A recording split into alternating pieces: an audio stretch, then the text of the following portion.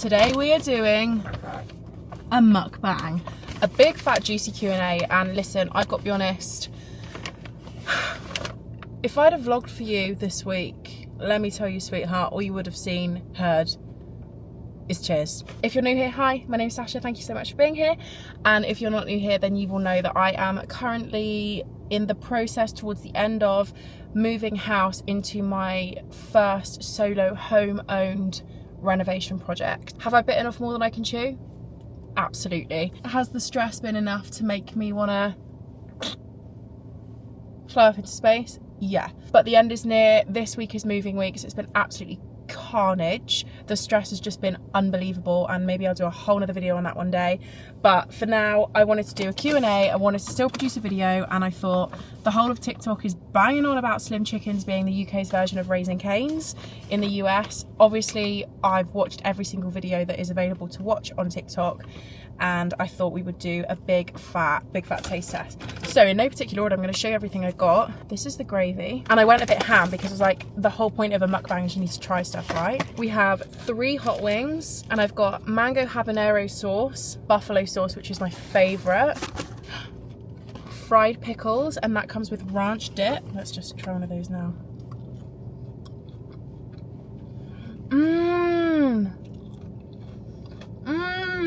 I also have, whoa, this is massive, the classic tenders box with blue cheese dip, buffalo sauce, and slim sauce. Oh my god, so we have a hell of a lot of sauces to try. I actually can't even, don't even know where to start with this. Oh, this is the Texas toast, look. Oh, it smells like garlic bread. I feel like we need to just do a little bit of trying. Let's try a dip of the chip in the gravy.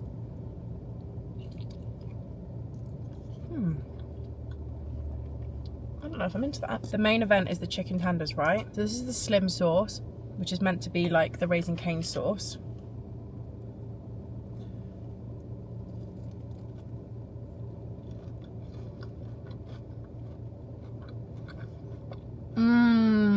That's nice. Really, really, really nice. Yeah. Now let's try buffalo sauce. The buffalo is my favorite. Well, buffalo and blue cheese are my 2 favorite flavors normally.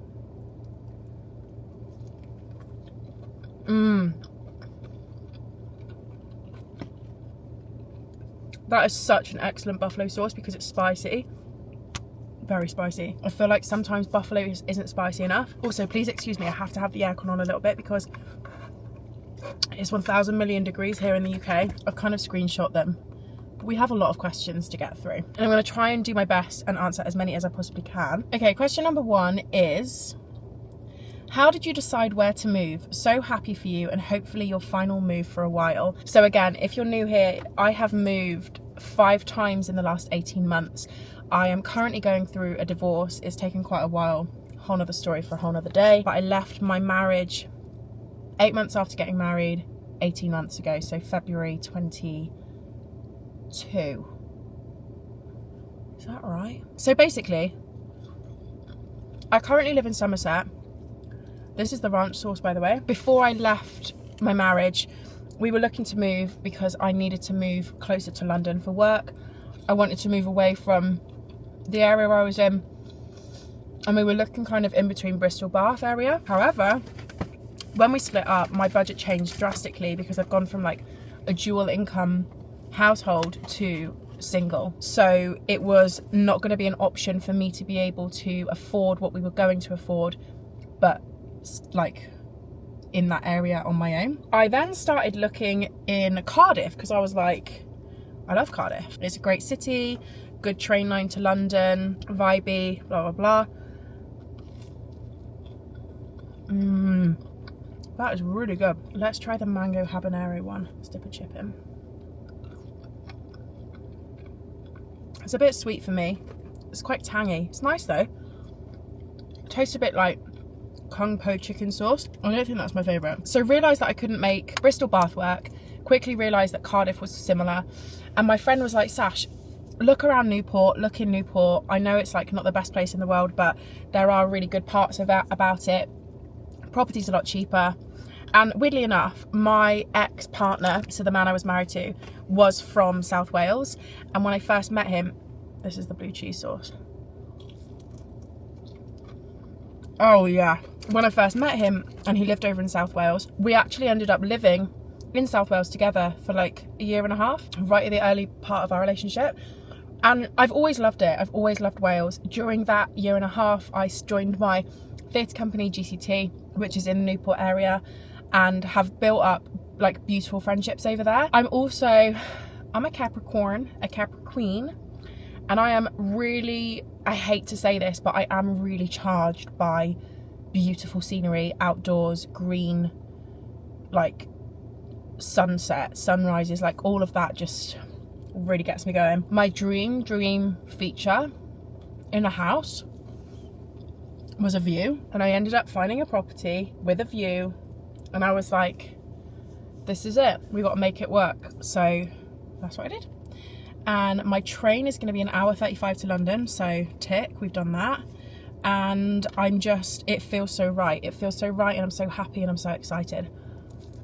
And for the amount of times I've moved in my life, this will be my 28th. Even though I'm not in there yet, I have never felt more of a feeling of this is my home in my life. And as hard as it's been and as stressful as the last 18 months have been, I really am so proud of myself pulling this off, regardless of the amount of stress that's been involved. Worst job you've ever had and why? The worst job I have ever had was working in a will call centre, cold calling customers to sell them their will. I mean, sorry, but I've just put the blue cheese in. I've put the blue cheese sauce on and a bit of buffalo. Together, that's magic. Listen, cold calling's like really not ideal anyway, but to cold call someone and be like, hi sweetheart, you're gonna plop your clog someday, so let me sort it out for you. That was hard. Maybe I should do a whole series of how I left the jobs I hated, because I don't really think I followed HR protocol for a lot of them. This particular one, I went to the toilet at lunchtime and then just went home. I think I told my manager that I was feeling sick and then I just went home. I don't really think that's how it works. But yeah, I'd definitely say that was my worst job that I've ever had. Do you own your flat, Sasha? No, I don't. I own the house that I'm moving into. That's the only property I own. It's the second property I've owned, but the first property I've owned on my own. I've never solo owned a property, and it is something that, my God, never ever in a million years did I think this would be my reality at the age of 32. What would be your dream movie role? This is a good question. I don't know if I've got like a dream role, but when it comes to performing, acting is what I love. Like different accents, really taking myself out of the equation and getting to play a part that is like the really gritty parts, the not necessarily need to look pretty for parts. This slim sauce is good too. I wonder why it's called slim chickens, hey? Can I just say one thing as well? I do think ranch is a little bit overrated. Like I always try to love it to the extent that everyone bums it, but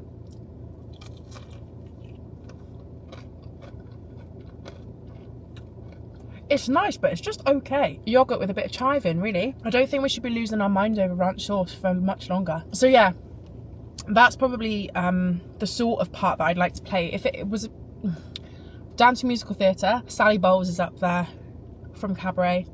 Nancy from Oliver will forever be one of my dream leads. Parts like that, you know, like powerhouse, gritty, acting is the forefront sort of part. What are you most excited about for the move to the motherland, Wales? Well, I've kind of covered it a little bit, the greenery. I'm really excited to be in amongst some of the best scenery in the whole of the UK. I really do believe that Wales has that. But also the people there. I don't know if it's in the water they drink or what. Welsh people are so friendly, they're so welcoming.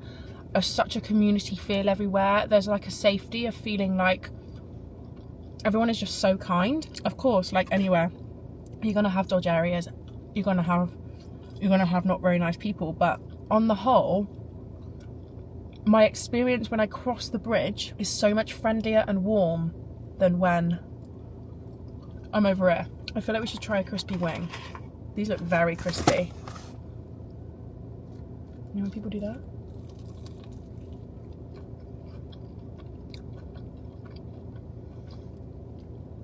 That's nice. Very crunchy outer shell. I'm gonna go for a bit of buffalo, a bit of blue cheese. You kind of need to go for both. I think this is a bit nasty, but I think people who don't like chicken on the bone need to grow up a bit. So much better. So tasty. I'm gonna turn the engine off for a bit. If I get sweltering hot, we'll have to reassess. Best things about Greece. Oh, the food, the weather, the sea, the colour of the sea. That's it. These are my top 3. Best ways to reconnect with your partner after working so much for weeks. Oh, this is like quite a difficult question to answer because everybody's relationship's so different, and I think you've kind of got to think what you both enjoy. Like, does your partner enjoy acts of service? Do they enjoy affection, quality time? And I think what I would suggest in that situation, or what I would do in my relationship, is think about what it is that they love and they enjoy. And in my experience now, my partner loves affection and words of affirmation and quality time, which are the exact same 3 things as me. So I would probably like carve out a bit of time, plan something nice. It doesn't have to cost money. In fact, so much of our relationship has revolved around not very fancy and not very expensive things, because we've both been in, you know, not our most successful financial situation. Oh my god, I got a milkshake too. I got the Oreo milkshake, and I suppose we should probably try this before it fully melts.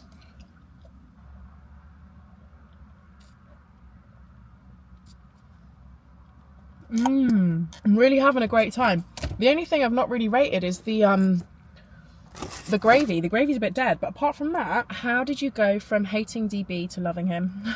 I've spoken about it before, and it's something that is definitely going to be put into play as soon as I'm settled in the house. But I want to do like a bit of a solo podcast feature on my YouTube channel where we just sit down, we talk about topics, me, you, and a little microphone, because you know it's my favourite, and we just chat. And we've spoken about how we would like to share our story and talk about it during one of those episodes one day, and we definitely will do that. But to give you like a little bit of insight to that question, so I'm not completely ignoring it, I fell in love with who he is as a person from being his friend. So for those of you that don't know the story, the preface is I hated him. Hate's a strong word, but I heavily disliked the man. We had to play opposite each other in a musical when we were part of an amateur performance of Rent, and he was the Roger to my Mimi. And if you really want, you can go back, and I kind of think it's evidently in the footage that he was not my favourite person. After the show, he went through a breakup shortly after I went through my breakup. And by this point I'd say by the show week I was tolerating him, and then after show party onwards we had broken that barrier of he didn't irritate me any longer. And I think as soon as I let down that wall, we became friends. Through becoming his friend, I ended up falling in love with him, and that's the story. He is everything I never thought I wanted, and everything I never knew I needed in a partner. That's how I would describe him. What are the biggest things you've learned about yourself over the last year? I kind of addressed this on a podcast. For those of you that don't follow, I have a podcast with my best friend Bills, and it's called Spill. I will link it down below. We've just finished season 1, and it's, if I say so myself, it's pretty good. I said on the podcast episode, we had a similar sort of question. I said my resilience, and I really this past year have acknowledged the level of resilience that I have. It takes so much to fully knock me over, and I'm really proud of myself for that, because the amount of knocks that I've faced, I think in my life, but especially in the last 18 months, have been what's felt a little bit like relentless. Guys, we've got to go back on with the aircon, I'm afraid. I'm sweating like a pig. Fucking boiling. Yeah, and I think when I'm down, or when I'm sad, or when I'm stressed, I'm now in a place, like from therapy, from being with someone like DB, who is insanely emotionally intelligent, like my friends, my family, all of the people that I surround myself with, I think have contributed to me becoming this person whereby I feel things so deeply now, but I'm able to crack on quickly after. So if I'm sad or if I'm stressed or angry or whatever, it doesn't last very long, and I allow myself to feel it, and therefore afterwards I can just like move on from it. Yeah, my resilience is probably the one thing that I've learned about myself. Just that realization that I am a very resilient person. I'm a very tenacious person, and it takes a lot for me to fully be like, okay, I give up. I don't give up really easily. I just keep going. I don't really take no for an answer, if I'm being honest. If someone says no, I'm like, are you sure? And they're like, yeah, no. I'm like, yeah, but have you thought about it like this? And they're like, yeah, no, we have thought it through. And I'm like, yeah, but what about if I just present you with one more way that you've not thought about? Until eventually they're like, yeah, whatever, shut around, pin it. Where do you see your life 5 years from now? What's the dream? What a great question. I feel like I want to give this gravy one more go. Maybe with the chicken, maybe because I tried it with a chip.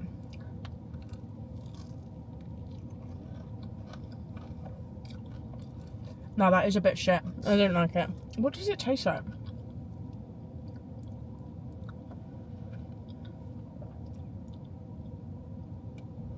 It kind of doesn't taste like gravy. I don't like it. You know what gravy's amazing? KFC gravy slaps. Where do I see myself in 5 years now? You know what? I hope to fucking God there's not a move in there. You know, my home actually is such a centre point for my stability and the way that I see like my dreams and hopes and plans for the future. My home is very much a centre point for that, and I think that's one of the reasons why this whole process of me buying this house and renovating it and making it like my own has felt so important to me, because it really is, I think I need stability in order to thrive. And some people aren't like that, like Bills, for example. She didn't really need that. She could just jet set here, there and everywhere and just be totally unfazed by it. I get so off balance, and I think I fell off balance for the last 18 months. And I'm really excited about the prospect of what this home could be for me, the potential of it. So although I've just undergone a renovation, I do think that if I could get that house to where I want it to be, that would be a dream. I have so many plans, hopes and dreams for my career. I want to go down the route of mainstream media, presenting, acting, being in front of a handheld mic. I think it's taken me so long to admit it and to accept it, but I just want to entertain. That's actually all I want to do. I think it's all I've ever wanted to do. I've just tried to deny myself that because I've been embarrassed about it. But actually, I am so okay with the fact that this life and this world is so heavy. And if I know already and have it in proof that people enjoy the content I produce and the way I put myself out there, then like, great. Let's carry on. That's what I want for my career. I'd like to be in a financially different position than I'm in now, because leaving a marriage, being a solo income household and sort of dealing with the navigating those finances on my own has been a huge pressure. I haven't had a credit card for like 10 years and now I have 2, and you know, debt to my name, which is debt is normal, and I don't want to attach shame to that, because I feel like everyone has debt, and if you're actually clever with cash flow and stuff, it's pretty essential. The things I've done, guys, how long have I had something in my fucking teeth for? I don't know how long I've had that in my tooth for. It's gonna piss me off when I come to edit. So I'd like to be in a financially better position, and I think that in 5 years time I'll be 37. I think whether I have children or not, I'd like to be secure in my decision about children. At the moment I feel very confused. So if I want to have children, I want to know by 37, if not have had the children already. And if I don't want children and that life is for me too, I want to be secure in my decision at 37 that having children is not the life for me. Yeah, I think they are my dreams, my hopes and dreams for the 5 years. What I will say as well though, I have spent the last 18 months unlearning how essential it is to live in the future all the time. It really affected me, and I've spent so much time trying to be present, and that's benefited my life in more ways than I could even imagine. So whilst I think it's really important to have clear visions and goals and stuff, I am so thankful that I've somewhat mastered the art of how to be present, because that has changed my life significantly. What's your favourite musical? Mine is Wicked. My favourite musical, easy, is In the Heights. I'm getting a bit full. Maybe this is where I'm going wrong, right? Because I'm eating all of this so slowly because I'm talking to you guys. But I'm getting fuller. I'm actually feeling the feeling of full. Maybe I eat too fast. That's where I go wrong. Yeah, my favourite musical is In the Heights. Closely followed by West Side Story. What else do I love? I do love Hamilton. Les Mis. Who doesn't love Les Mis? Oliver. I love Oliver. Cabaret. Rent, obviously. I have loads, but In the Heights is definitely my number one. Someone said, how many accents can you do? I can actually do quite a lot. We were talking about this at a barbecue with some friends the other day. When Jason and I were younger, we did used to do accents all the time. I don't know, let me get like, maybe if I get a list up of what accents are available and I'll see what I can do. Okay, how many UK accents are there? Scottish. Scottish for me is kind of the hardest to do. Scouse. So to do Scouse, I gotta go like right into the back of my throat and like talk as if I'm like about like gonna spit or something like that. Scouse is like one of my favourites to do, but I think it needs a bit of work. Yorkshire's like cup of tea up north, right by my friend Emily who used to live in Sheffield. You got nice cup of brew, nice cup of Charlie, have a couple of biscuits, lovely. Welsh. I feel like my Welsh accent should be good because I'm moving to Wales and I'm surrounded by so many Welsh people. But when I go Welsh, right, I actually go quite into like a male voice and I find it quite difficult to do like different, like there's so many parts of Wales and different areas come with like different accents. So I try to do like, or I say things like, come here. Or, whose cord is that jacket? Or now in a minute. Birmingham is like kind of easy because where I used to live, Weston-super-Mare, people would always come down from Birmingham and like they'd go there on holiday. So I feel like Birmingham's kind of easy for me. Oh yeah, like Bristolian, yeah. Like when I used to work at Mac on counter, I feel like all the girls were like, yeah, oh my god, you get that blush sash. My Bristol was actually kind of shit. I was so hungry that I went to go and get Slim Chickens and I was like, excuse me, do you even know what Slim Chickens is? It's like chicken and the gravy is disgusting. Julie Andrews, it's very posh and you must consider yourself at all times a well-spoken, well-poised lady or gentleman, whatever you prefer. Cockney's fucking easy. That's easy. Done that a million times growing up around them. American is so easy, but again, there's like loads of states and different accents for different places. Like if you was to go to New York, it's a little bit more short, snappy, harsh. And then if you're going to go down south, I got myself some Southern fried chicken. Australian's kind of easy. I feel like everyone does Australian. You know, outside on the barbie, go down on the beach, have like some picnic with friends or whatever. And last but not least, maybe we go for like South African. South African is actually one of my favourite accents to do. It took me quite a while to do it and it still needs a bit of work. I would say actually all of them do, but South African is one of the best accents to listen to in my opinion. Oh, fuck me, hope you enjoyed the show. Listen, I think I'm going to need some acting classes if I want to make it. How to get over heartbreak when they've moved on quickly and you still have feelings. Oh, listen, I stand by it. Heartbreak is one of the worst feelings in the absolute world. I don't care whether you've been left or whether you leave, you will feel heartbreak to some extent. It's a form of grief. And my biggest advice for heartbreak is to sit through it. When I left my husband, I remember the emotional roller coaster that I went on. You know, like when I first left him, I was fine because I'd done it. I had done it.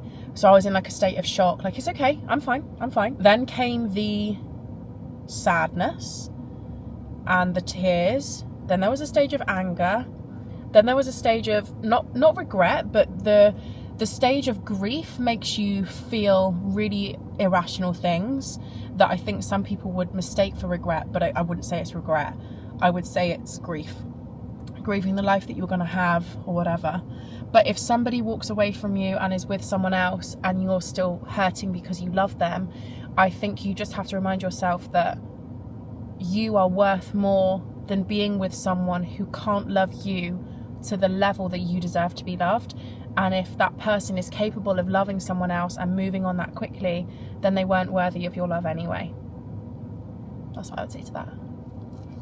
I really wasn't expecting to like this, but this slaps. Do you know what? I've got quite a lot of chips left. Let's try the slim chicken sauce and buffalo.